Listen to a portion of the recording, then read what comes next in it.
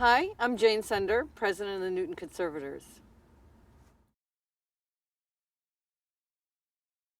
The Newton Conservators' mission is to protect open space in Newton. We are a land trust. We acquire and protect open space.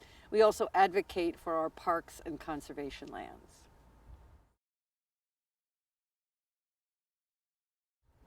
I think I'm developed a real passion about nature and trees and our urban forest through my interest in birding.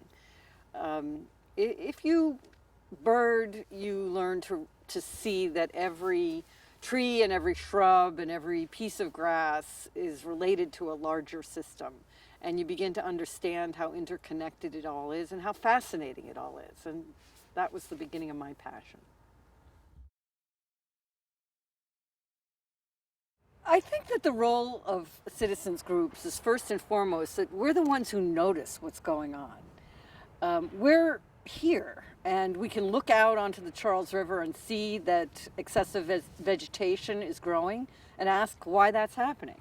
I mean, that's one of the major issues of our time right now is the stormwater runoff from hard surfaces, from automobile lubricants, from lawn fertilizers. Local people notice what's going on and they can act. And that's the most important thing about citizens groups. We have to be the eyes and ears of the natural world.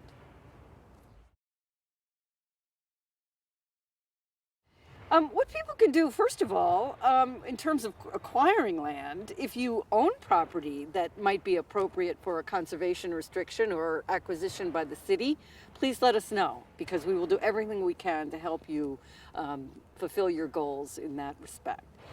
The second issue, stormwater runoff.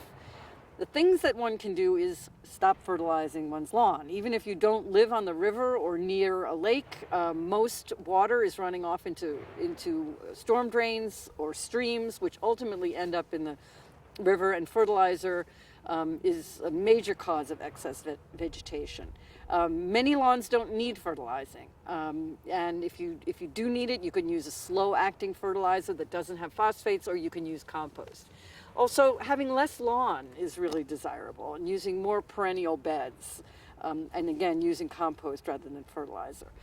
You can use a rain barrel to take the rainwater off your roof so that it doesn't flow into the groundwater and water your plants that way. Another easy thing to do is to have less hard surfaces, so maybe less driveway, less patios, so that there isn't the stormwater runoff that goes into the river.